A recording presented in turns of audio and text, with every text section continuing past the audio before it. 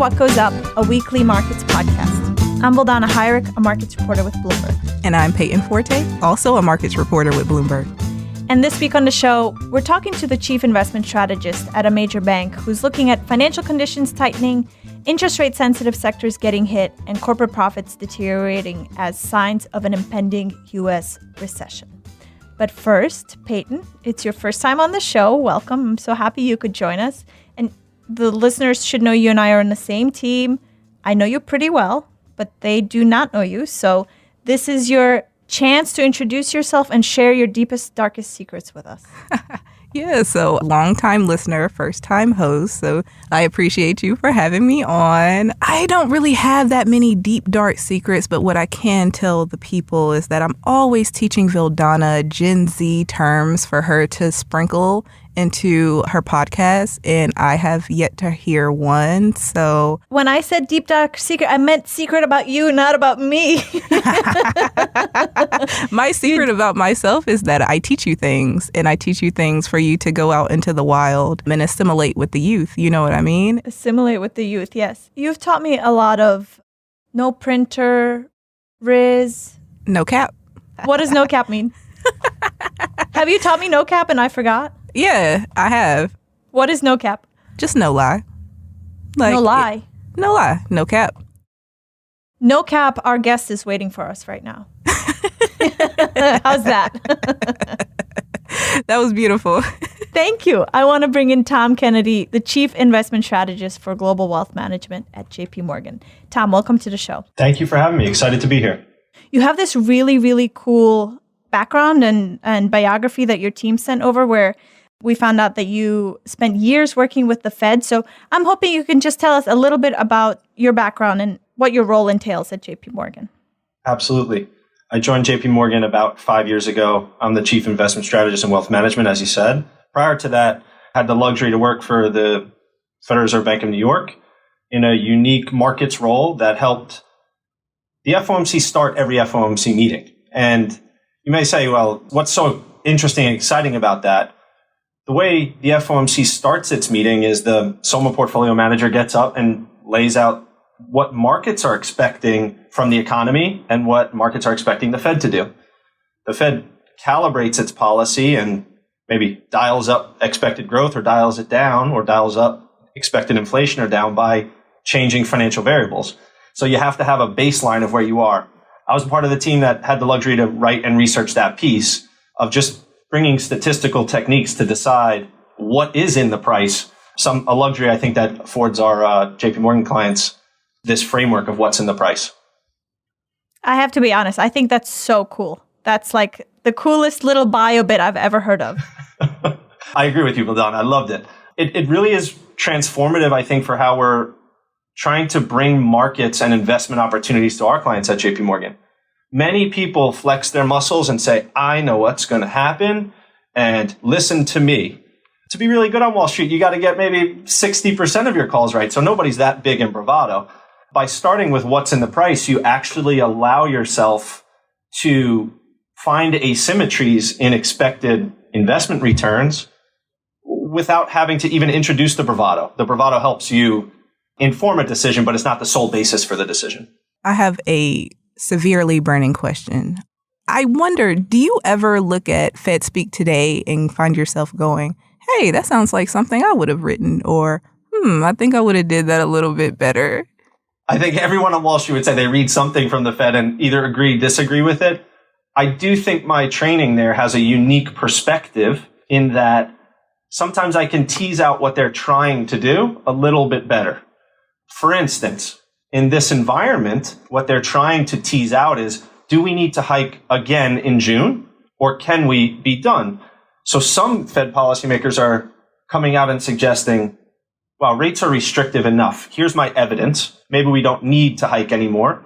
While others are maybe taking the other side of it, and you can see how the market responds to it. I'm describing a dance that the Fed does with the market, and they have to do this because it's the only way their policy can transmit. It's an interesting time, Peyton. Your question is important because it's quite likely we're at the end of the hiking cycle. That's what the market price is. I think that was the right conclusion out of the May FOMC meeting. But now the Fed can start to use its communications to figure out if that's exactly right and if the market exactly agrees. Okay, that's really awesome. You can sort of like take little hints of what they're trying to tell us. But so when it does come to your own projections and JP Morgan's projections, I think earlier this week we had a story saying JP Morgan is saying that the market is right to be pricing in rate cuts. So can you maybe just talk about what you foresee happening when it comes to what we should be expecting from the Fed? The Fed, I think, has been on a 5-step journey to bring inflation down towards trend. The first step is to tighten financial conditions. The primary tool to do that is to hike rates. And for all of us, regular people, that should change your decision. Step 2 is those rate hikes impact the most interest rate sensitive sectors of the world. When interest rates go up, housing is the part of the economy that tends to respond first. Home sale prices in America are going down sequentially. Not a lot. Home prices went up a lot. They're coming down a lot. Or they're coming down a little bit. But it's evidence now that rates are high enough and people need to change their decisions. And that's the shortest interest rate cycle. Vildana, imagine you walk into a branch, one of JP Morgan's best branches, and say, I want to buy a home. We'll lock your mortgage rate for 90 days. I've done that with you guys before, by the way. Come on back for another one. But it's a very short cycle. And we have seen the impact there. So step 1 is raise rates. The Fed did that 500 basis points. Step 2 is the most interest rate sensitive sectors respond. We're there. Step 3 is now those high rates have to impact corporations. How do we do that? Or how do rates do that? Higher rates actually limit the ability to borrow money and do capital investment. JP Morgan does billions of dollars of capital investment every year.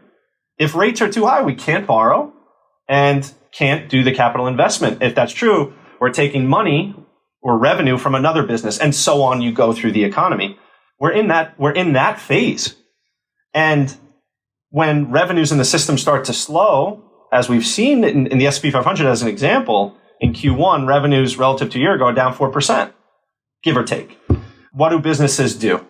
They tend to defend their earnings, and they can either cut CapEx more or more likely end up having to do some sort of layoffs. And then finally, inflation comes down. So a 5-step process, I think we're about halfway there. We should expect to see, I think, some level of layoffs in the back half of this year.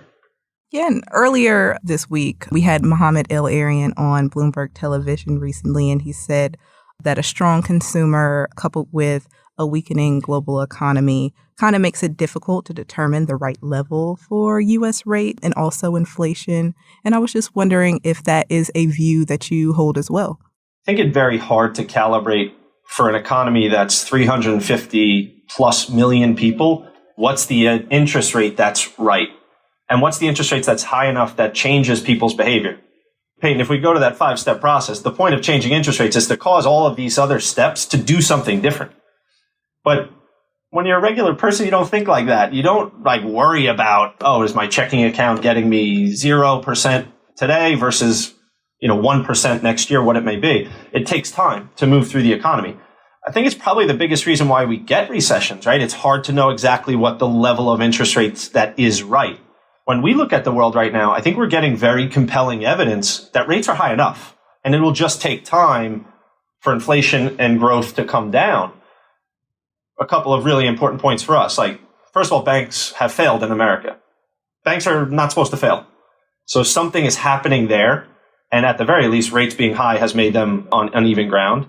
You can look to the housing sector like we talked about, home prices sequentially declining.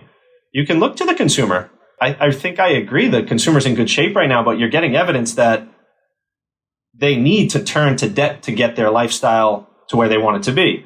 Delinquencies for autos, delinquencies for credit cards is moving up. So I am getting evidence that rates are high enough. Are they too high, Peyton, is your question? Don't know.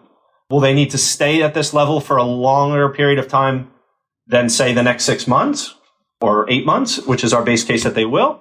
It's unclear. That's the question. Okay, so I love that you have these different checklists. Like you have the checklist of, what the Fed pause checklist. You also have a checklist of like the things you're watching for a U.S. recession. I love it because it's exactly how my brain works too. Like I love to check those things off. So tell us about the U.S. recession roadmap that you have and the different items that are part of it. Those 5 items are financial conditions, the most interest rate sensitive sectors, and the corporate sector. From here now, it's how long do you stay with the corporate sector? How long is the corporate sector able to absorb high interest rates? And at what point do they move to step 4, which is the layoffs? Vildana, I'm glad you brought us back to this point of the 5 steps, because a lot of folks will look at the tech sector and say, well, tech already did its layoffs. They've already done with the recession. And that's entirely possible. It's also possible that tech needed to adjust its business model or defend its earnings because maybe some of those businesses miscalculated what the world would do coming out of COVID. On Wall Street, people will call this like a bullwhip phenomenon, where you expected revenues to go up at double-digit rates, but wow, the Fed either hiked rates or consumers just rotated away from your business, revenues came down, but you had too many expenses for that revenues to come down. It's possible some of those businesses went through their own micro recessions, but they haven't been through their macro recession yet. I would circle this as the most important economist conversation to be had right now. Are we about to walk into a big macro recession where broad layoffs happen, or can you keep these micro recessions like we saw in tech and not have broad-based layoffs? From the recession roadmap, coming back to your question, more likely than not, we think you're going to see a layoff cycle. Don't think it's going to be crisis-like, not 2008-like, but nonetheless, you will most likely need to see people lose their job for there to be confidence that inflation won't just pick right back up again.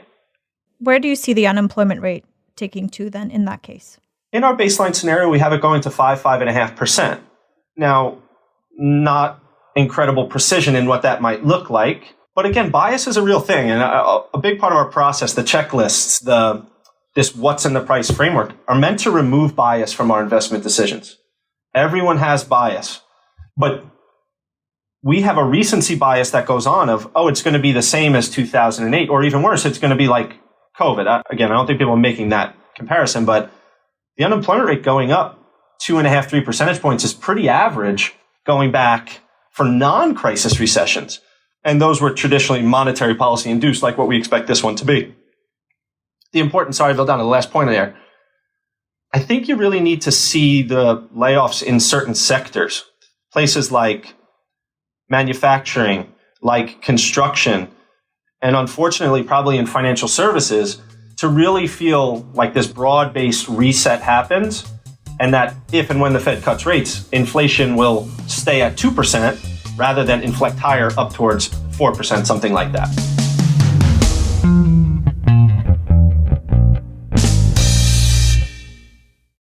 And you said that in your view, if we do get this macro recession, it won't be crisis-like we've seen in 2008. What makes you think this time is different? It was a much more defensible statement to be said on March 1st of this year. Banks failing really challenges that thesis. And I think we should acknowledge that. But the key pillars, even prior to March 1st, I think are still there. One, corporate leverage is sustainable, or at least not overly levered from what we can see in investment grade and high yield businesses. These are interest coverage ratios that are manageable or at least average relative to history. Let's look at the consumer. The consumer is not over levered to their big durable purchases, things like houses, and secondarily to auto purchases. It doesn't also seem, third prong, that there is much excessive leverage in financial markets. Remember, an investor can have excess leverage on as well. Now, those are the visible places, right? And it was all predicated on March 1st, like banks weren't failing at that time. So there are vulnerabilities that are out there that could accelerate a recession. But even if you get a recession, it doesn't look like you have a major deleveraging cycle that needs to follow. Gives us some confidence, Peyton. The asterisk is, though, when rates are very high, your vulnerabilities get exposed. I think it's quite common on Wall Street for people to say the banks that have failed so far were unique and they were mismanaged. That all may be true, but those things most likely could have gone on for a long period of time if the Fed funds rate wasn't at 5%. And the assets that were on their balance sheet weren't trading below par, and there wasn't susceptibility to deposit flight. So it's a recipe. It's a mixture of things. It's not just one unique situation. And quite frankly, the banking stress really can't go away or down to zero until rates come down. I'm not saying they go back to zero, but you can't have banks competing so much for deposits, and you need to actually have monetary policy support their net interest margins to believe the stress will go away. Longtime listeners will know that I took out a First Republic mortgage like 2 weeks before everything happened. So I'm back to being a JP Morgan customer in the wake of that. But I want to turn to something else, which is in the notes that you sent over to us before the taping, you said our clients are the most overweight cash they've been in the last 10 years, which is so interesting to me. So I'm wondering, like, if for somebody who is in cash right now, what are you recommending that they actually be doing? Yeah. The first is to acknowledge why they have such overweights to cash. For the first time since 2006, you can get 5% yields risk-free. I think a really important anchor point is to say, well, for the last 10 years, I've been really investing in equities. Great. They've done very well for you. Over a long horizon, say since the year 2000, the S&P 500 has annualized you 7%, give or take. Well, now you can take almost no risk or near zero risk and get 5%. So risk adjusting your life, 5% is better than 7. The raising of cash makes sense to me. But is it possible that that 5% rate, which is only an overnight rate, can change and change very quickly? I think yes. More likely than not, I think the Fed is done with its hiking cycle. Rates are restrictive enough. The employment picture is still strong. Things are softening. But you're also getting an inflation stabilization, which means they may not need to chase it. So I really challenge clients to say to them, I know you love 5% overnight. If you love it overnight, why don't you lock in that yield for 3, 4, 5 years? Well, I don't know, Tom. Maybe I should consider that. I think it's the best idea we have. Reinvestment risk for a long-term wealth aggregator can be a big problem. Cash very rarely outperforms, and it takes a long time for rates to go up. They can come down really fast. The point, Vildana, that really hits home for folks. In the historically, the last 7 business cycles, when you have the last rate hike from the Fed, in the 2 years after that, cash tends to underperform duration assets by 14%. And in there, I'm using a Barclays aggregate index. That's a big difference from a wealth aggregator that's trying to generate wealth for a generation. That's a really good statistic, actually. So are a lot of your clients coming to you and asking you specifically what they should be doing? Or are people, for the most part right now, kind of comfortable being in cash? For the most part, people are comfortable in cash. Our aggregation at the high level, just what is happening in our community, JP Morgan community globally, we're raising cash. The next biggest decision being made is to add some duration, just what we described. And over the last, to start the year, we've seen net outflows from equities. So now that can all change on a dime. But what's in the price where we start all of our big bad decisions, you have cash giving you 5%. Every decision you make has to beat that. You have the S&P 500 trading at 18 and a half times. And that's about a standard deviation above historical averages. And you just start to get a trade-off. Am I getting enough risk-adjusted expected return in equities versus what I get in fixed income? That's a tough decision for us. I think this push is first decision, take that cash, lock in those yields for a longer period of time than overnight. And then we can start to be adding to equities for very long-term investments. And as investors sit on the sidelines, the S&P 500 has been moving in a narrow trading range for much of this year. I know that type of price action is usually taken as a sign of investor complacency, but I'm interested in knowing where you think investors can put money to work within this sideways market, at least in the short to medium term. Year to date, the S&P 500 has performed well. The top mega cap names, let's not even call them tech names, mega cap names have pulled the index higher. Over a longer horizon, let's say the last year, last 15 months, the S&P 500 has been trading in a very tight range. The same can be said about bonds.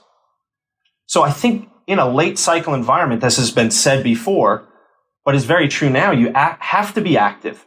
You have to be using statistical valuation tools to try to navigate this process. First question is, what's inexpensive? If we're worried about a recession, what's kind of pricing in that risk already?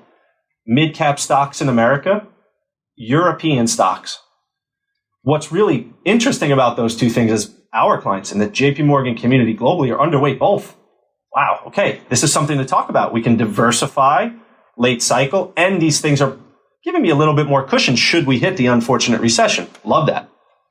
In America, again, same process. Where can I find defensive? Things like healthcare and even some reasonably priced tech names. Peyton, that's kind of the push. The lens that's important is active management, as you said, but where is their valuation support? That's more or less critical for our investment committee right now when we have, a recession that is more likely than not in the next 6 to 12 months. Okay, talk more about your European equities call, because I think your thought process is that a recession possibly can't be avoided in the US, but actually Europe has successfully avoided a recession. Is that right? Yeah, we walked into 2023 and the consensus was you'd get a recession in Europe. Candidly, we thought that too. Energy-led recession and energy shock effectively. Sure enough, a warm winter and the surprising ability of individual citizens to ration energy. And very powerful, avoid the recession. Right now, Europe is coming out of the winter. They have more energy storage than they've had at some of the lows in the last 5 years, doing fantastically well. It doesn't mean that won't be an issue next winter, but it's avoided. And businesses can remain on. You didn't have to turn off the industrial sector. You're transitioning now to, is inflation just transmitting itself from strictly the energy sector to is something more sticky, something like what we've seen in America? And the ECB has had to respond now. So you've pushed out the recession risk, and it looks like Europe is maybe 6-9 months behind the US. And the ECB is hiking quite a bit. But that means businesses have 6 to 9 months more to make earnings. And I know it's a forward-looking mechanism. Of course it is. But the index trades 30% cheap to America. Our clients ask us to manage dollars for them. The dollar is expensive, should depreciate. That's a nice tailwind to the trade. There are shorter duration assets in Europe and much more tied to a green energy economy, a transition where capital investment is likely to happen even if rates stay high. So it feels like it has more runway and more relative value attractiveness. It's a big diversifier for us too. Our clients have a heavy overweight to America, a heavy overweight to mega cap tech names. Diversification is a really great thing for a long-term investor as well. And other than Europe, are you seeing opportunities outside of the U.S. elsewhere? We do. I think in China, there are opportunities. The reopening has been swift, but now you see the economy rolling at. Flatlining is not the right word, but you've pulled forward a lot of the expected growth there. This idea, we think there's value there. We get tons of pushback and tons of challenges. There's a lot of Vildana bias to what we talked about before, a lot of baggage, if you will. I got a lot of baggage in my personal life. I don't need it in my investing life, I think is what you get. But the baggage becomes geopolitics. It becomes President Xi, is policymakers in China going to support this market? The housing deleveraging cycle, there's a lot to it. But businesses there are likely to inflect higher in their earnings process. I think in America, we want to believe businesses' earnings are going to bottom and inflect higher. It is happening in China. They seem to be in a different phase, more early cycle phase. So we do think there's value there. We talk about Europe a lot more because we can get people to actually believe, we can convince them there's not as much baggage to that trade, even though Europe has underperformed the US for the better part of a decade too. So the point of the concept is to say, where is their valuation support? What's in the price? Where can I see earnings that have a trajectory I can be confident in? And where can I get diversification benefits? So Europe, I think, Europe is a preferred trade for us, but in China, it's quite possible that will outperform the US this year as well. And then just back to the US for one more thing, which is I think that you guys like reasonably priced tech. And I'm curious what that is, considering the run-up we've seen in tech. So when we say tech, everyone thinks about FANG stocks or mega cap names or the top 5 in the index. But growth is pervasive across our economy. And you can think about growth in healthcare and biotech and find reasonably priced names there. You can think about it in the industrial sector. You can think about it in the traditional tech sector. Growth at a reasonable price is about the valuation and about where I can expect or hope to see above trend earnings. We can find that in those three sectors. And we keep coming back to this point in late cycle, wanting to be valuation aware now more than ever. So that growth at a reasonable price, Vildana tries to capture that concept, though it is across sectors, not strictly in tech. Well, all I can think about is how you said you have a lot of baggage, and I think we all do. Post-pandemic, how could you not? Most of mine are under my eyes. Under your eyes. You made Tom spit out his coffee.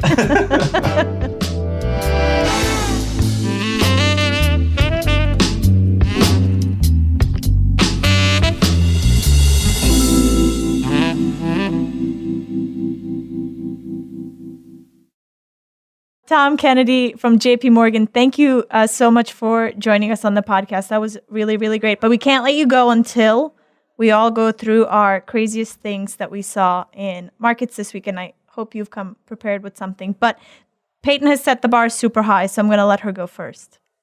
And you can't disappoint, Peyton.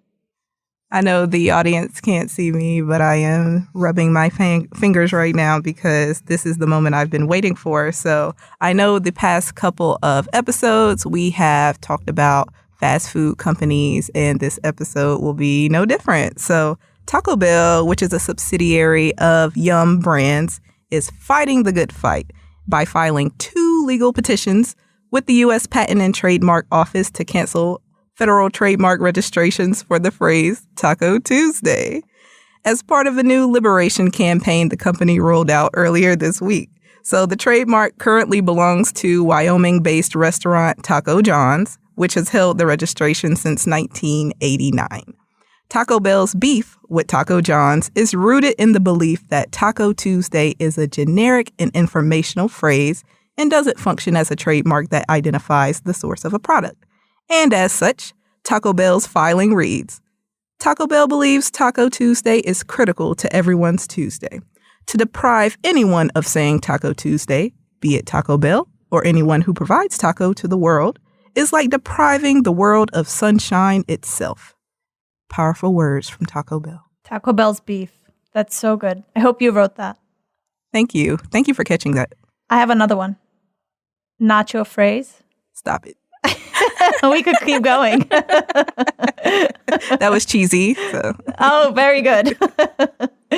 Tom, what about you? Anything crazy you saw in markets? The craziest thing I've seen in markets is around the debt limit.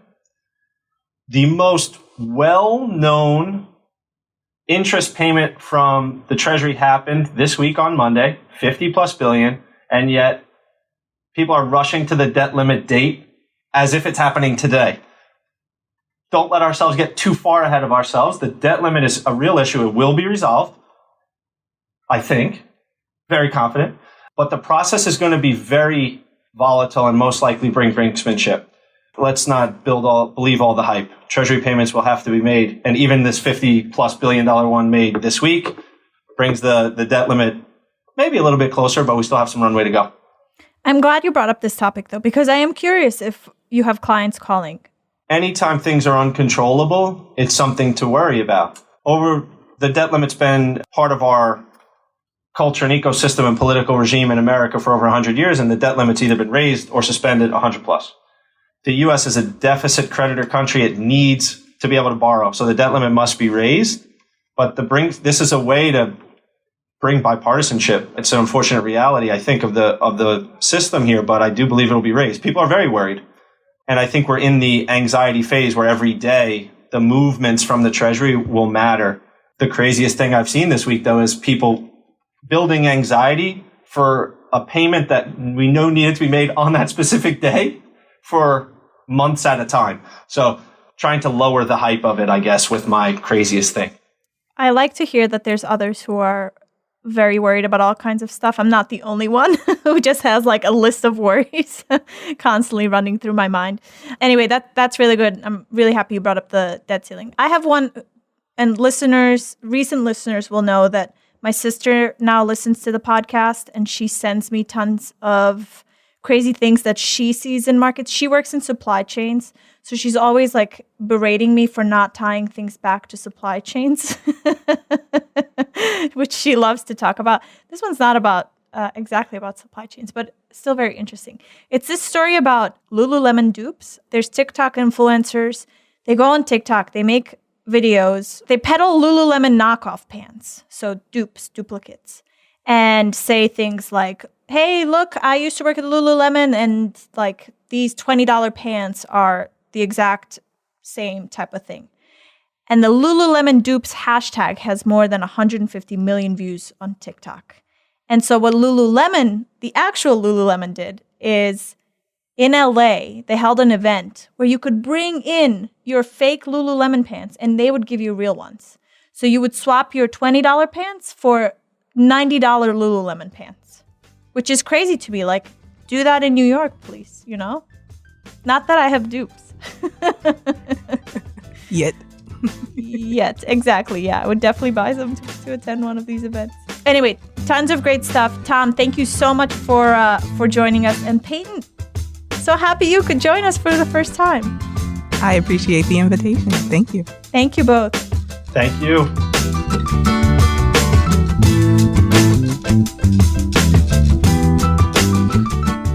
What Goes Up will be back next week. Until then, you can find us on the Bloomberg Terminal, website, and app, or wherever you get your podcasts. We'd love it if you took the time to rate and review the show so more listeners can find us. You can find us on Twitter. Follow me at Vildana Heinrich. Mike Regan is at Reganonymous. You can also follow Bloomberg Podcasts at Podcasts. What Goes Up is produced by Stacey Wong, and our head of podcasts is Sage Bauman. Thanks for listening, and we'll see you next week.